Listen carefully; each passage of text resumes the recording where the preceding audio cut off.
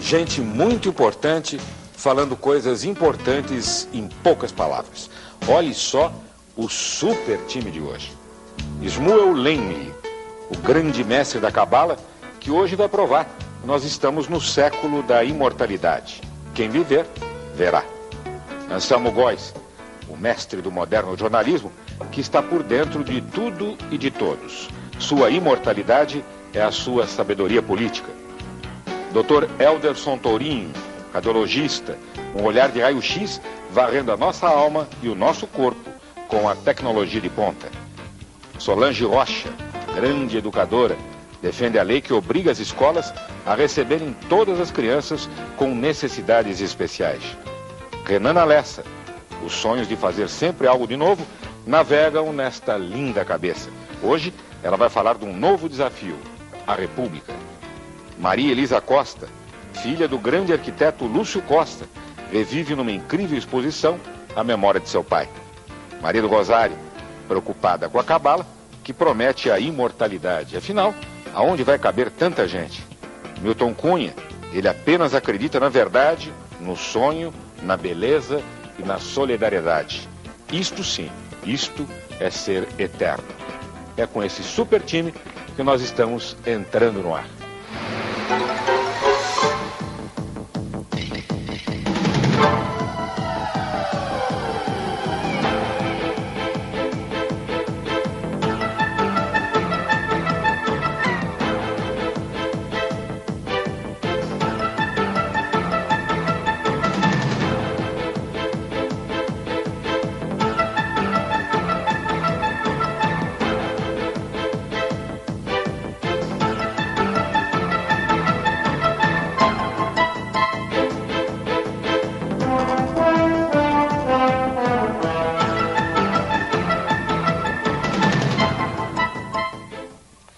Imortal, imortalidade, são palavras que vão muito além da nossa imaginação.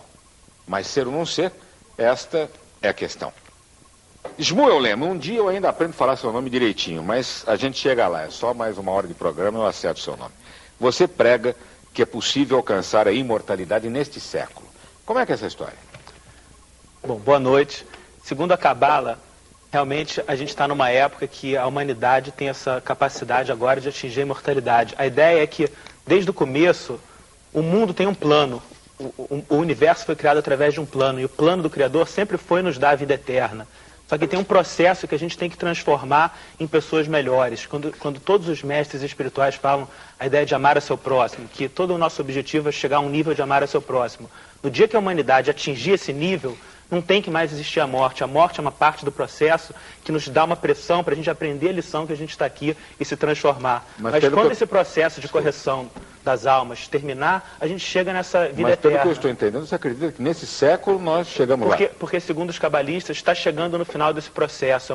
Os cabalistas falam sobre a nossa época, uma época de extremos. Feliz de quem viver nessa época e pobre de quem viver nessa época. Se a gente pensar o nosso século, os últimos 100 anos viram mais avanços na ciência e em progresso de forma geral, na tecnologia, do que todos os outros 5.000 anos da história humana. É uma época que tem mais luz espiritual entrando, e isso está se manifestando como mais avanços. Mas, ao mesmo tempo, quando essa mesma luz, que pode ser canalizada de forma positiva, pode ser canalizada como catástrofes, tragédias, 11 de setembro. Mas e é isso que está acontecendo com esse monte de alma podre que existe por aí. Tá cheio de alma podre. Eu queria perguntar uma coisa para ele. O que vai acontecer com as pessoas que não serão eternas, aquelas que não têm essa graça de ver a luz, e o que acontece com elas? Elas vão reencarnar, não vão reencarnar? Não, então, todas as almas estão reencarnando, desde o começo dos tempos, as almas estão reencarnando e voltando em diferentes corpos físicos. Até que chega um ponto que, quando a gente se purifica, não tem mais por que existir esse processo de nascimento, morte, vida e reencarnação. Mas e os que não se purificarem? Não, todo mundo vai se purificar. O que a Cabala ensina é que todo mundo vai se purificar. Tem dois caminhos. Um caminho é o caminho sem sofrimento, o caminho do bem, que é eu mesmo me esforço para me purificar. Cada dia de manhã eu acordo e eu falo, o que hoje eu vou fazer para ser uma pessoa melhor? O que hoje eu vou fazer para me aproximar mais do objetivo, que é amar o seu próximo, que é quebrar essa consciência de fragmentação? E se eu for indo por esse caminho, eu chego lá pelo próprio esforço. Mas as pessoas que não quiserem isso... Não... As pessoas que não quiserem isso, vem uma força de trás e empurra elas, que são problemas na vida... maus relacionamentos, problemas de saúde, aí a pessoa acaba, através desse outro caminho da dor e do sofrimento, despertando. Ele tem a Todo vida, mundo tem que mudar. Ele tem a vida eterna, mas a gente só tem 1 horinha de programa, então deixa eu rodar um pouco aqui. Anselmo, diga, mestre. Você vai responder uma coisa que você não deve ter respondido nos últimos tempos, né? Você como um dos mais importantes colunistas do país. Na tua opinião, como é que está o quadro sucessório neste momento? Está muito confuso e está muito longe também, né? Quer dizer, nos países mais desenvolvidos, eleição é coisa de um mês e meio, né? Nós estamos há 7 meses da eleição. Eu acho que temos que aguentar e apertar o cinto, porque novas emoções virão pela frente, certamente. E o quadro é muito... Mas vem cá, Rosânia, está fora ou não está fora? Eu acho que está, rapaz. Esse negócio de achar também é uma coisa que eu já apanhei, quer dizer, o que eu já fiz de prognóstico errado na vida não é fácil. Agora, eu acho que aquela imagem daquela diorama ali, na telinha, aquelas... Batom na cueca. Aquilo é complicado, eu acho. Eu acho que ali no sentimento da população, né? Eu acho que é complicado. Eu acho que dificilmente ela escapa dessa, eu acho. E o Jorge Moura do ponto de vista político, né? O Jorge Moura ter aceito, ter se responsabilizado, não resolve convence, o problema. Não convence. Eu acho que aquela foto, você que é um homem de marketing, de publicidade, é um soco no estômago. A foto... daquelas células, é um soco no estômago, muito forte aquilo. Em um país... Tirar aquilo da memória das pessoas e esquecer que tem aquela foto, eu acho que mais do que 1000 palavras é aquela foto. E você 95% dos brasileiros não juntam na vida inteira aquele dinheiro. É aquele dinheiro. Não dá para dizer, um dinheirinho que eu tinha aqui para gastar. Da loteria, eu acho que é muito complicado. Muito complicado. E ela não vai conseguir justificar aquele dinheiro todo. Por quê? Porque é injustificável, rapaz. É maluco esse negócio de ter em casa, ao vivo ali, um caminhão de dinheiro e ali dando sopa. Agora, Anselmo, as pessoas estão jogando pesado, né? Mas o jogo é pesado. Mas é bom que aconteça isso. Um negócio interessante, muita gente faz uma leitura, a meu ver, equivocada desse episódio, e considera de alguma maneira que a democracia brasileira sai pior nessas confusões. Eu acho que sai melhor, entendeu? Com certeza. Os Estados Unidos, ano de eleição dos Estados Unidos, é uma devassa, de uma crueldade em relação àqueles candidatos. É uma baixaria danada, não só aqueles promotores independentes americanos, como também a imprensa. Vai atrás se o cara fumou maconha quando era garoto. É uma devassa danada. Ano de eleição, o sujeito que está nessa chuva, ou seja, o sujeito que faz essa opção para se expor politicamente, ele tem uma devassa completa na vida dele, e acaba a eleição e a democracia melhora. Eu acho que esse tipo de crise é positiva. As pessoas têm que estar preparadas. Eu acho que é extremamente positivo. Inclusive, todos os caciques, né, nesses últimos, principalmente no último ano para cá, Jader Barbalho, Antônio Carlos Magalhães, agora a família Sarney também, esses grandes monopólios, né, da política brasileira. Monopólio, né?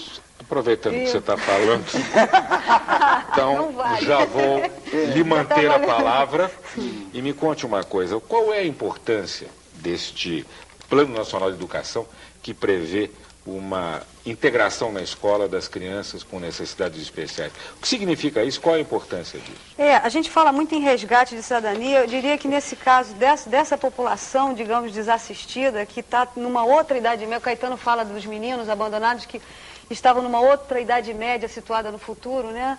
Então, assim, essas crianças, né, que têm diferenças sensoriais, físicas e mentais, e que tiveram ao longo de sua história, fora, né, desse acesso à escola, vem, nesse momento, ser contemplada, né, podendo ter esse acesso a essa escola. O acesso à escola que vai trazer uma outra visibilidade. Ela se desloca no campo do imaginário, né, das pessoas, daqueles doentinhos remotos, né, os surdinhos, os doentinhos mentais, aquela coisa toda, que ainda está muito impregnado no nosso imaginário, né, e se desloca para um espaço de cidadania, que é a escola, é o cotidiano da escola. Mas se as nossas escolas já não conseguem atender a demanda dos alunos não especiais, como que elas ainda vão, porque elas já não conseguem cumprir sua função? Mas olha só, é verdade.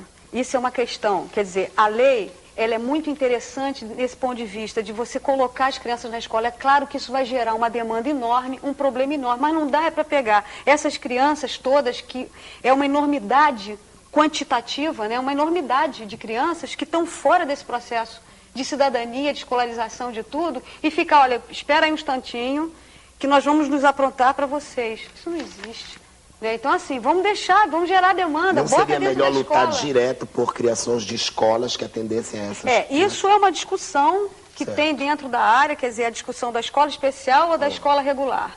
Só que a escola especial é difícil você criar escolas especiais, né? Você vê em municípios, por exemplo, em que você tem um quantitativo de crianças com diferenças sensoriais, com diferenças mentais, com diferenças físicas, em número que não formam uma turma. Então você vai fazer o quê? Vai segregar, vai criar as turminhas assim dos diferentes, dos maluquinhos, etc, e no fundo não é uma coisa discriminatória? Quer dizer, esse tipo de... Sabe, vai segregar numa escola especial para eles. E há uma teoria até que diz que eles se realimentam, quer dizer, um imita o outro imita um, e acabam ficando cada vez mais diferentes. Eu vi uma experiência em Betim, eu vi com meus olhos, que a professora me colocou numa classe onde já haviam as crianças com necessidades maiores integradas, e ela me fez esta pergunta: você entra e vê se você descobre quem é o, entre aspas, excepcional. À primeira vista, a integração fazia que ele tentasse se parecer com os outros e não se realimentasse na sua diferença. Isso. Essa experiência eu vi. Se eu tivesse tempo de contar 30 segundos uma história, é muito interessante. Uma vez uma aluna minha me contou assim: professora, eu tive uma experiência incrível, né? Lá no determinado município que eu estava, então montaram lá uma turma e me deram a turma. Então tinha a turma dela, tá? Uma escola. Duas crianças com síndrome de Down, 2 surdos, um cego, um psicótico, um autista, enfim. Era esse grupo. Aí detalhe, ela falou assim: mas professor, detalhe, o psicótico passava digamos assim, o quê? A sala de aula, o encontro, a turma, a aula, o quê? Procurando um rato. No imaginário dele, procurava um rato. Não ouvia. E ele procurava o rato, ele levantava, procurava o rato para cá, procurava o rato para lá, e o cego ia para um lado, o surdo ia para o outro, não sei o que lá. Eu falei assim: mas como é que você chegou no fim do ano? Professora, no fim do ano estávamos todos procurando o rato. Claro. Que legal. Entende? Quer dizer, então essa é uma questão muito complicada, não é? Porque assim, e a gente está numa fase muito narcísica, né? A gente está sempre em busca do mesmo. Né? E por que não? O outro é o desafio, do igual, vamos para o outro, né? Essa questão da alteridade. Por que não o outro, né? Que saber a diferença. Mas não, a gente... Então, essas questões todas Voltamos para você já. Vamos lá. Doutor Helderson, o senhor aqui que foi chamado o homem com ouro de raio-x, quais são os exames mais avançados que a gente pode fazer hoje na sua especialidade? Muito bem. Hoje fala-se em diagnóstico por imagem, que é o conjunto de métodos que permitem visualizar o corpo humano no seu interior. Desde a descoberta do raio-x em 1895, a medicina consumiu muitas décadas sem uma inovação. Não havia nenhum outro método até 1960 que pudesse, digamos, complementar coisas que o raio-x convencional não nos oferecia. A partir daí, surgiram ultrassonografia. O método não se baseia em radiação ionizante como o raio-x convencional, mas em ondas sonoras. Na década de 70, tomografia computadorizada. Década de 80, ressonância nuclear magnética. Antes, a medicina nuclear. Então, hoje, o diagnóstico por imagem em medicina está calcado em todos esses métodos. E são métodos que nós diríamos avançados, porquanto permite, que é o fundamento da medicina hoje, é prevenção. Quando se fala em prevenção, não se quer dizer uma forma de evitar uma determinada doença, mas também uma forma de diagnosticar precocemente a ponto de tratar e salvar a vida do doente. E tem exemplos vários que se pode falar sobre esse assunto. Dentro desse aspecto, os métodos de ponta são: na radiologia convencional, a mamografia, diagnóstico precoce do câncer de mama. Na ressonância magnética, são várias as aplicações com relação à detecção precoce de doenças, basicamente no cérebro, na medula espinhal e em outras várias menos importantes.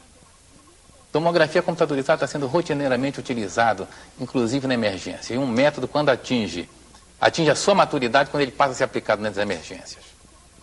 E a medicina nuclear, embora em algumas áreas tenha perdido a sua vitalidade, em outras ganhou. Por exemplo, na avaliação das doenças do coração, na síndrome isquêmica, quando falta irrigação sanguínea por obstrução das artérias coronárias, o método de medicina nuclear é fundamental. Então vejam, a avaliação da massa óssea na paciente com osteoporose. Essencial porque é um indicador de fratura quando essa massa está muito comprometida. Você pode quantificar, assim, por exemplo, o que representa em termos numéricos esse avanço? Sei lá, há 20 anos, pelos métodos existentes na época, você flagrava com uma taxa de certeza X, e que hoje, com os métodos e tal, concretamente, essas novidades, o que ela representa numericamente, em termos de avanço, de redução, de... Entendo a sua pergunta. No passado, o diagnóstico, por exemplo, de um tumor cerebral, como era feito? Quando da manifestação clínica do paciente e a utilização da arteriografia. Hoje a arteriografia já não é o método de eleição para esse diagnóstico. Faz tomografia ou ressonância, que não são invasivos. Se salva mais gente. E salva mais gente pelo diagnóstico mais precoce. Então, se alguém quiser, poxa, tem uma história familiar de tumor cerebral ou de tumor de pulmão, não vai lançar mão dos métodos convencionais. Vai lançar mão de tecnologia de ponta. Aliás, dentro das diversas especialidades médicas, a radiologia teve um ganho muito grande em razão da incorporação dessas tecnologias. Eu creio que das especialidades que mais progrediram nos últimos 20 anos, estão aquelas onde a tecnologia é importante. O tema do programa é Vida Eterna, aí a radiologia está ajudando a gente chegar lá, ficar mais vivo. Maria Elisa, chegou a sua vez. A gente queria que você falasse um pouco sobre a exposição do seu pai, Lúcio Costa. Onde ela é, como é que ela é. A exposição é uma exposição no Paço Imperial, no primeiro andar do Paço, e é por conta dos 100 anos. Paço aqui no Rio de Janeiro, na Praça 15. E é por conta dos 100 anos de nascimento dele, né? Quer dizer, ele foi uma pessoa simétrica em relação ao século XX. Ele nasceu 2 anos depois do século e foi embora 2 anos antes do século, assim. E o meu pai sempre foi uma pessoa muito discreta, né? Muito na dele, sempre backstage, assim. Era uma pessoa que gostava das coisas reais acontecendo muito mais do que...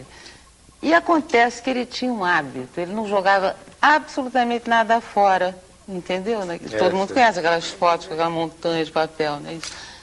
E ao mesmo tempo ele não guardava nada organizadamente, entende?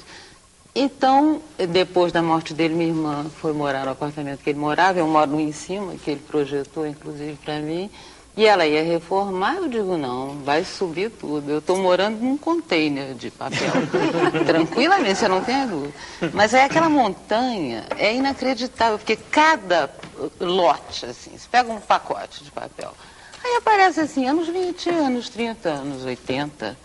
Entende? Aí você diz que engraçado, a relação dele com o tempo não era cronológica, não. Eu que quero arrumar em ordem, entendeu? Mas na cabeça dele era tudo ligado, tudo uma coisa só, né? E aí passa uma coisa íntegra, uma coisa de amor ao Brasil. Tem muita coisa escrita por ele, tudo. Escrita, digo escrita, não só desenhada. 500 mil. Porque ele era um grande escritor, inclusive. Ele desenhava figurinos para tua mãe. Ah, desenhou os vestidinhos. O papai era uma pessoa que gostava de coisas belas em geral, entendeu? Beleza, e os desenhos de roupa Você viu, são Lula, demais. os figurinos? Os desenhos de roupa são demais. Mas eu estou lendo o livro do Conjunga, nosso colega, sobre o Juscelino, e eu vi uma coisa muito importante, uma coisa muito engraçada, a revolta que os brasileiros tiveram pelo fato, a revolta de alguns, evidentemente não todos, pelo fato de quem ganhou a concorrência para fazer Brasília foi uma pessoa que escreveu o plano à mão, quase como rascunho, ganhando de imensos escritórios que gastaram fortunas, levando maquetes prontas e tal. E o presidente do júri disse, mas o que ele escreveu foi o único que trouxe alguma coisa de novo. E é verdade. E aliás... diga. Lúcio Costa foi um dos gênios do Brasil, absolutamente, não tem... Eu acho, concordo, gênero, número e grau. Não tem para ninguém, se você botar 10 brasileiros... Agora, o negócio de... Você tem que ir, Lúcio. Mas o negócio de Brasília, que eu fiz questão de botar na exposição, porque está lá o plano, como ele foi apresentado, né? A gente achou, no meio dessa coisa que não joga nada fora... Você não tem apenas o manuscrito do relatório do plano piloto, você tem os rascunhos, entendeu? Você tem os primeiros croquis, quer dizer, aí você sente, e quando ele afirmou que a solução foi intensamente pensada e resolvida, porque foi. Não estava embromando. Apesar dele dizer que nasceu de um gesto simples como o sinal da cruz. Mas um gesto simples, meu bem, tem que ter. Foi o que o presidente do júri disse. Aliás, eu queria falar com ele uma coisa que meu pai teria amado a tua comissão de frente com aquele barquinho, porque ele era fã da língua portuguesa, amava Portugal, achava que a maior sorte nossa ter sido descoberto por português, e quando eu vi o barquinho de Camões para as águas, eu digo, ai, que pena que ele não está vendo. Maravilha, em nome da Tijuca, da Unidos Merci. Merci tem a ver, porque nasceu na França, acidentalmente, né? Mas ele nasceu na França como quase todos os irmãos, né? Porque o pai dele estava na França oficialmente. Rosário, mas foi registrado na Embaixada do Brasil. Eu queria que você fizesse mais uma pergunta aqui para o doutor Elderson, já que você é uma curiosa em ciência. A mamografia digital é o que existe mais moderno para se detectar o câncer de mama? Deixa eu fazer um sumário sobre a mamografia digital. A mamografia de alta resolução é dita mamografia, digamos, convencional, porque ela emprega a tecnologia clássica. A mamografia digital, ela já emprega a tecnologia, como o nome diz, digital, onde as informações são numéricas. Mas o que é que nós temos acompanhado e qual, digamos, os resultados dessa nova tecnologia em estudo da mama? A mamografia digital, ela, eu poderia dizer no presente momento, que é a tecnologia do futuro para o diagnóstico precoce de câncer de mama. No presente, os resultados são similares da mamografia de alta resolução. Há um equívoco em hipertrofiar no presente estágio de desenvolvimento da mamografia digital, dizer-se que ela é superior à mamografia de alta resolução. Ainda não. Os senhores se lembram como evoluiu a máquina fotográfica digital? Começou com 500 pixels, depois 500 mil pixels, foi para 1 milhão, agora nós estamos com 3 milhões, 5 milhões de pixels. Mas se comparar com a mamografia computadorizada, qual seria a diferença de acertos entre uma e outra? São similares. Tem vários trabalhos, e aí eu posso me reportar a vários trabalhos que foram publicados na principal revista de radiologia do mundo, que é o Radiology, uma revista americana, onde os autores chegam à seguinte conclusão: não houve diferença entre uma e outra, porque os trabalhos são baseados assim. A mesma paciente se submete à mamografia digital de alta resolução. No final, eles computam e vejam. Quantos casos de câncer de mama a digital detectou? Tanto. A alta resolução, a mesma coisa. Então, o que eu quero dizer é que, no futuro próximo, estima-se que nesses próximos 2 anos, possa a mamografia digital melhorar de tal maneira a qualidade da imagem que vai superar a alta resolução. Mas aí com um custo muito maior. Um mamógrafo digital, todo o seu instrumental, para aquele produto final ser apresentado ao radiologista, mais ou menos uns $500 mil. Aí vai minha pergunta. Esses recursos que você está falando, estão hoje acessíveis ao povão no Brasil? Não, nenhum. Quantos mamógrafos digitais nós temos no Brasil? Sistema único de saúde, você tem? Não tem. O sistema único de saúde conta coisas tão básicas que se desse coisa mais simples... Exatamente. Tanto. Vamos rodando? Milton, você orgulhosíssimo com o elogio aí, né? Todo com justamente inchado. Fique aqui com mais um prêmio, conversar com a nossa Renana. Você está dentro de um projeto maravilhoso, de um novo programa, né? Então, conta pra gente que programa é esse. Pois é, estou super contente de estar apresentando Domingo com Atitude, junto com o Léo, com a Giovana, a gente desde Caderno Tim, já recebendo todo o carinho, e agora preparando uma coisa nova, né? Uma coisa meio arriscada, né? Deixar o Domingo com Atitude, que já estava fazendo tanto sucesso, mas a gente espera que essa atração vai agradar ainda mais, porque é uma casa, barata. Nessa época aí de tantas casas famosas, né? Eu espero que a nossa agrade ainda mais do que essa tenha agradado. Com certeza, bem mais inteligente, acredite. Mais, né? Acho que na TV a gente pode esperar alguma coisa melhor. Com certeza. E são 7, é como se fossem 7 programas dentro de um programa grande, que é o programa que eu vou apresentar, todos eles gravados. E aí são partes da casa. Tem a cozinha com a Giovana, que é o programa Gororoba, ela vai receber convidados. Tem na garagem com o Léo, que não podia ser outro lugar, né? O Léo recebendo as bandas e tal, na garagem. A gente vai ter a da Granja também, que participa no Domingo com Atitude, né? Vai estar no quarto de empregada, junto com o Ratão, que é uma atração nova, um personagem novo que está sendo criado. Temos também, são 7, já falei 3, né? Sim, e você? Eu vou estar num escritório, uma espécie de canto de estudo, falando com o público por 0800 e por e-mail, que é o que eu adoro, estou adorando não deixar essa parte do ao vivo de lado. Ótimo. e chamando todos os quadros e tal. Quero participar da gravação deles todos, estar pelo menos lá presente para ver o que está acontecendo. Sucesso para a República. Vamos lá para o intervalo e voltamos já já com o primeiro time. Primeiro time. Oferecimento Embratel. Com a Embratel você fala mais e paga menos. O Brasil voa com as asas da Varig. Voar sempre fascinou você. Lembra a primeira vez? Você não via a hora de comprar a passagem. O embarque foi outra confusão e a decolagem desconfortável. Opção de rota não existia. Mas voar era o que importava. Você cresceu e quer rapidez no check-in. A maior malha aérea, conforto e segurança. Hoje você voa com a gente. Varig, a melhor companhia aérea do Brasil, cresceu com você. Alô, Embratel? É o seguinte, se a minha empresa faz DDD sempre no horário comercial, vocês têm aí um plano para pagar menos, não tem? Tem. No seu caso, é o plano Sempre 21. Até 48% de economia no horário comercial. É o que eu quero, pode mandar. Pronto. Agora sua empresa fala mais e paga menos. Liga para a Embratel. Ela tem sempre um plano sob medida para você. Falar mais e pagar menos. Embratel, sua única empresa de telecomunicações. Olha, gente, os remédios genéricos são uma grande conquista. Tem a mesma qualidade dos remédios de marca e custam muito menos. Já existem mais de 500 genéricos e esse número vai crescer ainda mais se o senhor doutor, na hora de prescrever um medicamento, receitar o genérico. E você, se o médico esquecer, lembra ele. Genérico com G de Gugu. Genéricos. Peça ao médico para receitar e a farmácia para vender. Ministério da Saúde. Governo do Brasil. Primeiro time. Oferecimento Embratel. Com a Embratel você fala mais e paga menos. O Brasil voa com as asas da Varig. Aqui se discute tudo. Esse é o espírito do primeiro time. Ô, Anselmo, me conta uma coisa. É muito chato aguentar as pressões todas. Você que é o colunista hoje mais importante do país, né? Escreve todos os jornais, nos principais jornais. E a pressão do pessoal que quer a notícia, quer tirar a notícia? É muito chato aguentar isso. São minhas dores de coluna, né?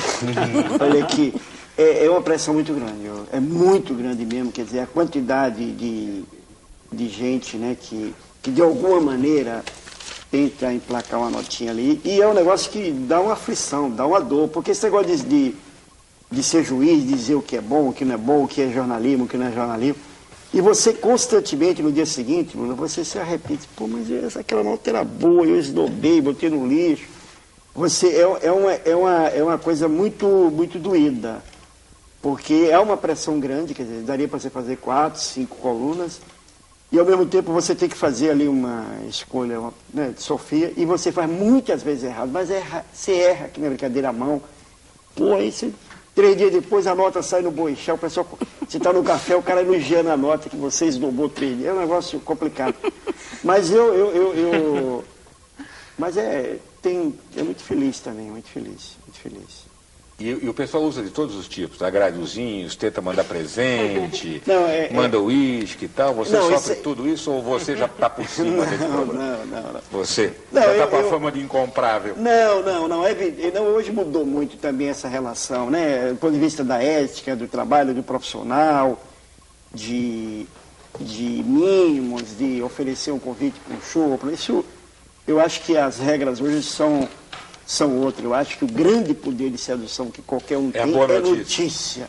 Você dá um filé mignon para um colunista que no dia seguinte você pode pedir uma carne com osso que ele atende. Mas dá um filé mignon, eu acho.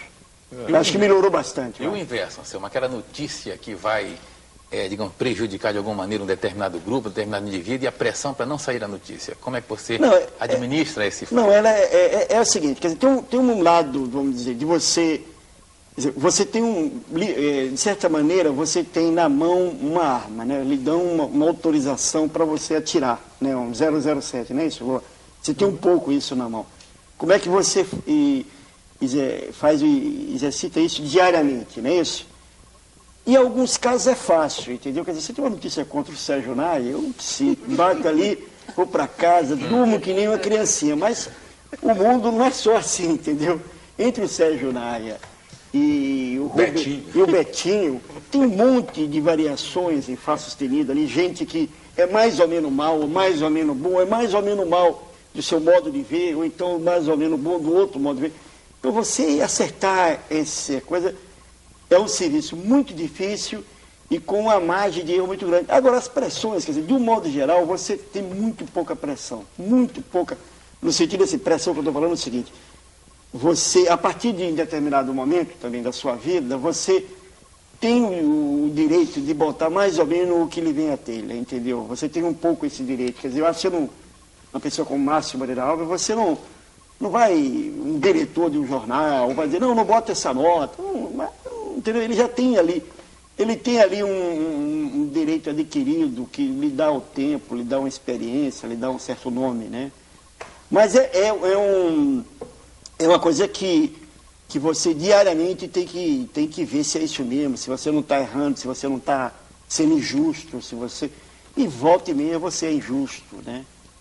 E, enfim, é difícil. Solange, na sua experiência, como é que as outras crianças, as palavras são difíceis, né? As ditas normais, tratam ou aceitam essas que têm dificuldade? A minha experiência maior é com surdos, eu sou professora de surdos, né? Mas é claro que a gente pode falar um pouco sobre isso através de observação. Eu diria o seguinte, o problema não é a criança. A criança ainda não está ali totalmente passada, né? Ainda não assimilou todo esse preconceito que ele é construído ao longo da vida de um cidadão, né? Então, assim, a tendência da criança é aceitar. É aceitar a outra criança, quer dizer, depende muito também da criação, de como está nesse espaço, de como é esse espaço já dentro da escola. Quer dizer, não sei se a tua pergunta é objetivamente já dentro de um espaço em que numa proposta de uma escola, inclusive, existem experiências extremamente positivas. Porque a criança também, por outro lado, é muito cruel. E a minha pergunta está mais ou menos baseada no seguinte, se você coloca uma criança com deficiência, as outras não vão acabar fazendo uma pressão, tornando a vida dela um inferno. Esse é o perigo, assim, por exemplo, essa lei, pronto, agora uma força de lei, está aí, o Plano Nacional de Educação, toda criança tem direito à escola, independente das suas diferenças sensoriais, físicas e mentais e tal. Aí a escola vai e fala assim, vamos embora, vamos entrando. Então é claro que aquela criança, né, que nunca esteve com a sua visível para aquele conjunto, para aquela sociedade ali, ela vai entrar como um elemento estranho. Então todo mundo vai estranhar. Não pode ser assim. Tem que ter todo um preparo para quando as crianças ou aquela comunidade, né, não esteve ao longo da sua história, enfim, acostumada com a convivência com essas pessoas diferentes, é claro que é preciso ter um trabalho aí, um preparo, porque não vai, essa criança vai ser rejeitada. Mas você não respondeu a notícia, a pergunta que eu acho, enfim, a meu juízo importa assim.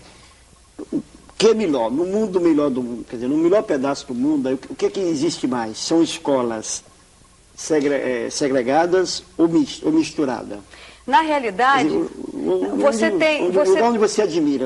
As pessoas estudam separados ou juntos? No meu ponto de vista? Eu sou a favor da mistura. Mas como é que é a experiência mundial? Suécia? A tendência hoje é essa. A tendência hoje é essa. Inclusive, a lei, por exemplo, Plano Nacional de Educação, a própria Lei de Diretrizes e Bases, ela vem fundamentada com documentos indutores internacional. De misturar. De misturar. Tá, né? Agora teve já uma reunião. Passou a lei. Já passou. Agora como é que lei. vai ser esse preparo que você está dizendo que a escola vai ter que ter? É assim. Você tem que capacitar os professores, você precisa também tratar dos espaços, né, o espaço da escola, né? Em que tempo pretende-se fazer isso? Eu acho assim. Pois é, essa questão... 1 ano, 2, 3? Não, é para já. As escolas, lei já está valendo. As escolas precisam cuidar dos seus espaços também. Por exemplo, você vai receber pessoas com dificuldades de locomoção, né? Pessoas que não enxergam, então você tem que construir um outro espaço, é um espaço, essa escola ela tem que mudar também, essa proposta inclusiva, ela é uma proposta que mexe com tudo, da arquitetura às relações entre as pessoas. Dá né? trabalho, mas é louvável, não é? É louvável, não, é um trabalho insano, é difícil, a resistência é enorme, o professor ganha pouco, na realidade é essa, todo mundo sabe qual é a realidade do professor hoje no Brasil, quer dizer, é um absurdo, a formação do professor também deixa muito a desejar. Mas vejam, eu acho que esse tipo de situação não deve impedir essa proposta. Agora, qual é a proporção de aceitação dos pais dessas crianças? Eles querem, de repente, ver os filhos lá ou eles têm medo de uma superproteção? Com certeza, mas essas crianças ainda estão... eu volto à questão do Caetano. Eles vivem numa idade média, Eles estão representados como os doidinhos, como os coitadinhos. Então, isso é muito complicado. Deixa eu continuar aqui. Renana... Tá vendo? Falou, eu faço uma punição imediata, sou um bom professor. O seu diretor, o Pedro Paulo, é muito criativo, é conhecido, aliás, está ganhando, é concorrente a um prêmio super premiado, é um prêmio muito importante, importante em termos internacionais, mas ele já não é mais nenhuma criança. Como é que é a relação dele como diretor com os jovens? Ele respeita, ele aceita? Aceita muito, dá espaço. Tem um desses quadros, um desses programas, dentro desse programa maior, é um programa que vai ser apresentado por uma amiga minha que é psicóloga e que participou tanto do Caderno Tim, ele deu um espaço tão grande, ela tinha uma empatia com o público, as pessoas ligavam, chamavam ela, oi Beta e tal, em vez de Roberta Corrêa, ela vai estar no banheiro, fazendo um programa exatamente sobre sexo, beleza, comportamento em relação a sexo, saúde, tudo. Então, ele é uma pessoa que está sempre abrindo. Sempre que ele for apresentado a uma pessoa aqui no Hall da TVE, ele vai perguntar, mas o que você faz? E tal. Ele sempre está abrindo espaço para todo mundo. Isso é maravilhoso, porque ele também tira muito proveito disso e dá a chance para a pessoa, né? E já acharam a casa, onde vai ter um banheiro que dê para fazer quadro? Você sabe, o mais difícil é o banheiro. A gente entra na casa, né? A gente tem ido em equipe para ver as casas e é sempre o banheiro que a gente vai procurar. Compre a expertise do Casa dos Artistas, que você sabe. Bota 8 câmeras, uma fechada ou essa. Né? Não, mas a gente está vendo várias casas e aí a dúvida é exatamente essa. A gente está com previsão para estrear no final de abril, início de maio, mais tardar, mas a gente está vendo casas tão sensacionais que a gente está numa dúvida. Assim. Que legal. Doutor Helderson, o senhor que trabalha com equipamentos de ponta sabe o quanto eles custam. E como é que está a relação da implantação disso com os planos de saúde, que não querem gastar dinheiro? Eles vão cobrir os gastos com essa tecnologia mais avançada, que são caríssimas? Toda vez que se insere uma nova tecnologia, ele sempre apresenta uma grande resistência a oferecer esse, entre aspas, produto, né? Eles falam assim, a linguagem dos planos de saúde, aos seus usuários, à clientela. Algumas, por exemplo, falou-se ainda há pouco em mamografia digital, alguns planos de saúde já estão, digamos assim, pagando esse tipo de serviço, mas a maioria ainda não. E há de fato uma certa dificuldade em se introduzir essas novas tecnologias.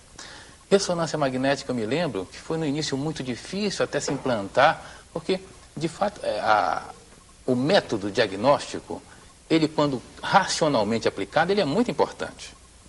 Eu não digo, por exemplo, o que acontece nas faculdades de medicina, é que o aluno atual, ele fica seduzido com essas novas tecnologias. Então, ele é capaz de solicitar um método extremamente caro e complexo em detrimento de um simples, barato e eficiente.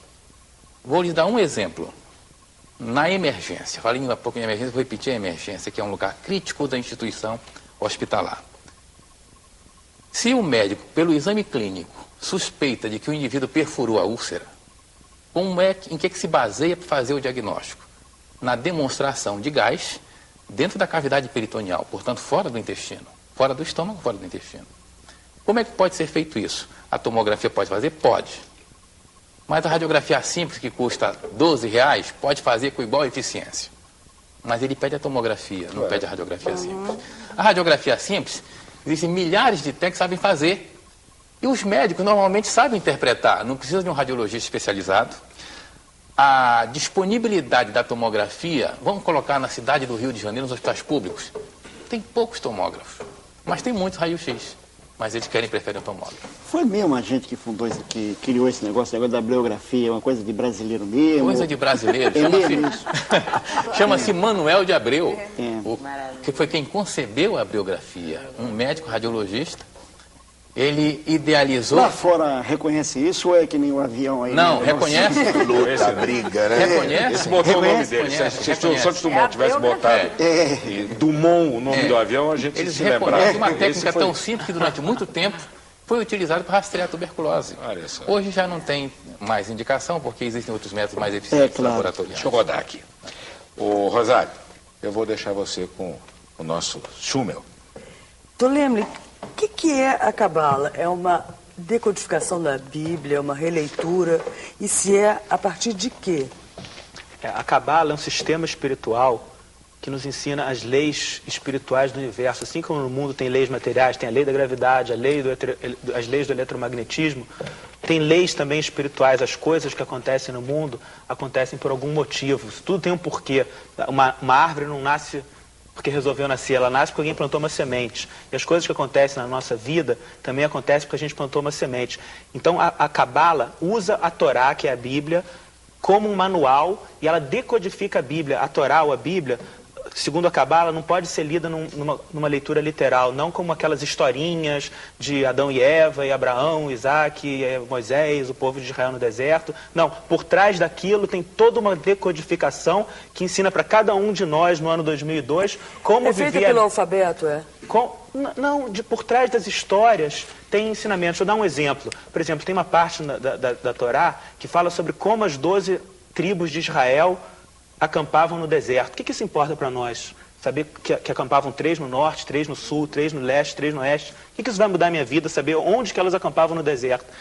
O Zohar, que é o principal livro de Cabala, fala que isso está falando de astrologia. As 12 tribos de Israel representam os 12 signos do zodíaco, que são 12 influências energéticas. Cabala é uma chave para entender a sabedoria que está na Torá, seria isso? A sabedoria que está na Torá e como aplicar isso na minha vida prática, no dia a dia, como ter mais controle da minha vida. Nós somos influenciados o tempo todo por energias. É um dicionário, uma tradução, vamos dizer. É uma interpretação da Bíblia para trazer aquelas histórias literais que não fazem sentido para a nossa vida no dia a dia e entender como que aquilo, na verdade, está nos ensinando a tomar controle do nosso destino através de tomar controle dos campos energéticos que nos influenciam. Eu sou ateu, só me perdoe a burrice da minha pergunta, mas é uma pergunta bem rasteira.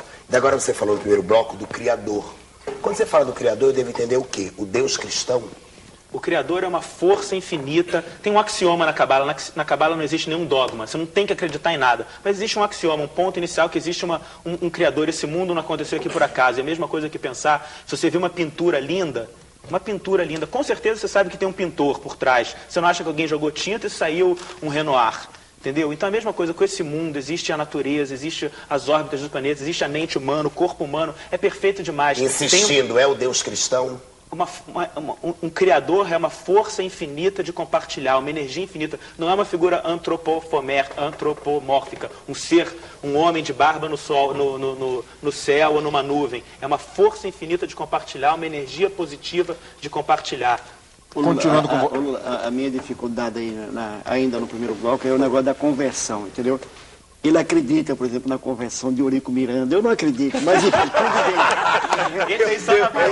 bem. Agora vamos para o Milton falando com a Maria Elisa, que hoje ele premiou com uma grande, maravilhosa.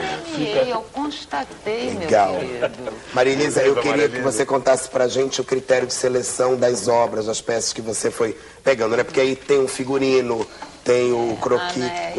Como é que você, já que você mora num container, como é que você... Como é que eu me virei naquele container? Não, que a ideia é o seguinte, a ideia era ser uma retrospectiva, era contar uma história. E eu só acredito em exposição quando você conta uma história. Eu não gosto de mostrar as coisas sem roteiro, sabe como é? Eu gosto de contextualizar, eu gosto de convidar você a um encontro, né? Então a ideia foi levar quem for lá, vai se encontrar com o Lúcio, entende? Sabe, então a gente dividiu em módulos assim, por exemplo. O primeiro se chama Primeiros Tempos, Sucesso. Ele era um arquiteto neocolonial de sucesso, parará, parará. Depois o outro se chama Ruptura, Abrindo Caminhos, que é um outro momento da vida. Depois vem os tempos difíceis, porque ninguém faz uma ruptura sem pagar o preço, né? Depois vem a consolidação, entende? A Guerra Santa, né? Pelos princípios, não sei o quê. Depois, concomitantemente, de certa maneira, vem tradição e modernidade, que é o patrimônio, é o passado e o futuro e o presente, tudo junto. E depois tem a coisa dele com arte, né? Quer dizer, arte, manifestação normal de vida, o novo humanismo científico e tecnológico. Aí tem uma parte mais de arquitetura que a gente resolveu batizar de arquitetura, vírgula, simplesmente, sem frescura. Aí tem encontros, viagens. Olha aqui. E fecha com lembranças caseiras. E nas lembranças caseiras, E é uma coisa muito pouco acadêmica. Eu segui o instinto. Lembranças cadeiras. Você falou de Lúcio. Você chamava ele de Lúcio? Depende, eu me refiro a ele a papai ou a Lúcio, depende. Mas tudo bem. Aqui no primeiro time tudo bem. Mas em casa você chamava ele de papai. Como é que ele era pai? Como é que ele era pai? Era o máximo. Porque ele era uma pessoa... Porque eu conheço história de pessoas extraordinárias do ponto de vista... Não, mas ele era assim, no convívio familiar. Ele tinha uma papai, característica muito importante, que eu acho, é que ele tinha a dele. E ele detestava que as pessoas se metessem na privacidade dele, entendeu? Ele tinha a dele. Como ele tinha a dele, ele respeitava a nossa. Entendeu? Quer dizer, ele era uma presença de uma solidariedade, de uma generosidade absoluta, não tinha repressão sempre, repressão. Mas nunca se meteu na vida da gente. E agora, a gente nunca se meteu na dele. O Lúcio não se metia, mas eu vou me meter, pedir um intervalo. Voltamos já com o terceiro tempo do primeiro time. Primeiro time. Oferecimento Embratel. Com a Embratel... Já se fala na candidatura da Aécio Neves. Tem gente que até fala que o Silvio Santos vem aí. Outros falam que por represália, só por represália, o Sarney vai se candidatar pelo PMDB. Na sua opinião, como é que vai chegar no fim Lula e Serra nessa bagunça toda? Eu não sei não. Agora, eu acho que não muda não. Acho que José Serra será candidato a presidente do Brasil. Porque ele chegou num ponto que para desmontar tem que aparecer uma outra foto de outro dinheiro, de uma outra coisa. Nas condições de normais, temperatura e pressão, é José Serra pelo PSDB, o candidato do PSDB. Já pensou se a gente descobrir que quem financia o José Serra é a fábrica, as indústrias de cigarro? Que gracinha. Ismael, é possível se aprender com a cabala? É possível seguir a cabala, se enriquecer espiritualmente com a cabala, mesmo não acreditando na religião judaica? Com certeza. Nós temos o Centro de Cabala, que é o lugar onde nós damos cursos, onde eu dou cursos, e todo o nosso propósito é atingir qualquer pessoa. Tem uma coluna no Extra, todo dia eu escrevo no Jornal Extra, uma coluna diária no Jornal Extra, que com certeza a leitura é o povão. E todo mundo pode... A cabala é um ensinamento que nos ensina a conectar com energias e melhorar nossas vidas. Então, com certeza, é para todo mundo. É para todo mundo. É universal. Doutor Helderson, e quais são as principais doenças que essas novas tecnologias estão ajudando a realmente erradicar? Se é que nós podemos falar em erradicação de doenças num país que não consegue nem acabar com o Aedes aegypti. É verdade. Eu diria que essas tecnologias todas estão voltadas para o diagnóstico e poderia até dizer como meios de tratamento. Quando se fala em diagnóstico, o diagnóstico precoce seria, digamos, o grande fundamento da existência dessas novas tecnologias. E um setor também muito importante do diagnóstico por imagem é a possibilidade de se poder, orientado por esses diversos métodos, buscar novos diagnósticos e fazer tratamento. Exemplo, quando se tem um abscesso no fígado, o moderno tratamento é inserir um catéter nesse abscesso e drenar, não precisa mais abrir o abdômen para tratar. Essa é uma boa notícia. Ô, Rosário, com você aqui, a nossa educadora, que trouxe hoje essa novidade, esta professor, eu sei que a implementação dessa lei é para ontem, né? Que essa história tem que ser logo colocada para trabalhar. Mas não vai se discutir isso, eu acho? Mais e melhor? Dia 26 de março, tá? Vai ter um encontro, um grande encontro no Hotel Glória, patrocinado pela Associação Brasileira de Educação, que está aí há 8 décadas, né, discutindo e acompanhando os rumos da educação no Brasil, fundada pelo professor Anísio Teixeira, né, junto hoje com o Ministério da Educação e com a Secretaria de Educação Especial, está promovendo um grande evento, primeiro Encontro Nacional de Educação Inclusiva, 26 de março, no Hotel Glória. Então é importante, não só para as famílias, não só para os profissionais, mas como para toda a sociedade brasileira, dar uma olhada lá, e seria interessante essa multiplicidade de profissionais que deem uma olhadinha nessa discussão e ampliar esse debate para que, de fato, essas pessoas tenham, assim, de alguma maneira, resgatado ou instaurado a sua cidadania. Maria Elisa, pegando um ganchinho aqui na pergunta do Anselmo, como é que foi conviver com um dos maiores gênios, né, brasileiros? Ele tinha consciência disso? Ele era convencido? Ele era chato? Convencido não era, mas consciente era. Ele sabia perfeitamente bem o valor que ele tinha. Ele tinha um norte dentro dele mesmo, quer dizer, ele era uma pessoa que por isso ele tinha a possibilidade de ser um sujeito ao mesmo tempo convicto e flexível, entende? Ele era uma pessoa livre, definitivamente livre, nunca fez parte de nenhum clube do Bolinha na vida, só fez o que quis e, inclusive, sempre se deu o direito de mudar de opinião, né? Agora, eu queria que vocês fossem efetivamente ao Paço, de meio-dia às 5h30 da tarde, terça a domingo, e chegar perto do Lúcio, é um bom encontro. No mínimo, resgata um pouco de autoestima. É mais um brasileiro genial. Fica até 12 de maio. Ô, Renana, nós estamos falando de Lúcio Costa. Ele estaria com 100 anos, se estivesse vivo. E eu pergunto, como é que os jovens encaram as pessoas mais velhas? Como é que... Eu acho que nem todos estão tratando como deviam tratar, né? Agora, falando de mim, eu gosto muito de aprender, muito, muito mesmo. Sempre tive um relacionamento com os meus pais muito próximo, de muito respeito, tanto da minha parte quanto da deles, e com os avós e com o tio. Eu acabei de perder uma tia-avó, e aí fui arrumar as coisas dela. E é impressionante como tem coisas que a gente não sabe do nosso próprio passado e outras pessoas, a quantidade de informações, de coisas que a gente pode aprender e que a gente é que perde com isso, né? Como que a gente desperdiça isso todos os dias na vida da gente. E vocês deviam fazer um quadro onde vocês pudessem apresentar para os jovens umas pessoas com idade que fossem a gente tem um sótão, acho que até metaforicamente, né? Botar eles por cima mesmo, porque acho que é onde eles estão. E a gente vai ter um quadro com o Mesquil, que é o Marcondes Mesquil aqui da casa, que já faz o vocabulário no programa com a gente, que vai estar falando exatamente de figuras que ele admira que já foram embora, desde Jimi Hendrix. Pode dizer uma coisa, a última pergunta é para você. Rapidinho, por favor, é o seguinte, que ontem apareceram na minha casa de manhã 3 meninos novos em folha que baixaram do Recife para ver a exposição. É o máximo, né? Isso eu acho, eu quero gente moça, gente velha já está tudo torto, não quero. Milton, você vai encerrar o programa, mas eu quero te fazer uma pergunta importantíssima. Você disse que não acredita em Deus. Você acha que tem vida após a morte? Na verdade, eu acredito na generosidade, na fraternidade. Eu acho que se existe um Deus, esse Deus é o Deus da bondade. Então, eu não quero só me atracar a ideias preconcebidas. Eu deixo que Deus floresça, cresça dentro de mim nesse sentido de respeitar ao próximo. Isso é que eu acho. Eu acho que a gente não consegue nem lidar com a nossa vida aqui, quanto mais se ainda sobrasse vida depois da morte. Meu Deus do céu, é muito trabalho. Vamos tentar viver aqui, vamos tentar ser felizes, que vai dar certo. Tá bom? Bom, então, vamos encerrando aqui a edição de hoje do Primeiro Time. Vivemos aqui com gente incrível, não foi? Gente muito especial. Primeiro Time, sábado, às 10 da noite e domingo, às 6 da tarde. Está aqui o nosso endereço.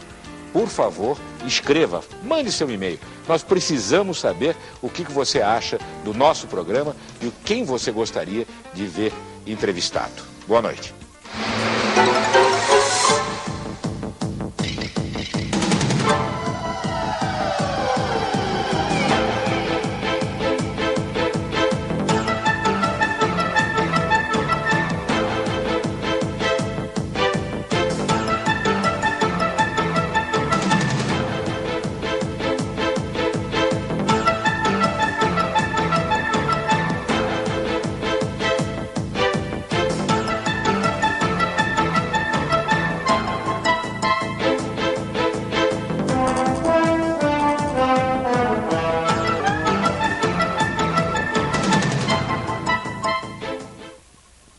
Primeiro Time. Oferecimento Embratel. Com a Embratel você fala mais e paga menos. O Brasil voa com as asas da Varig.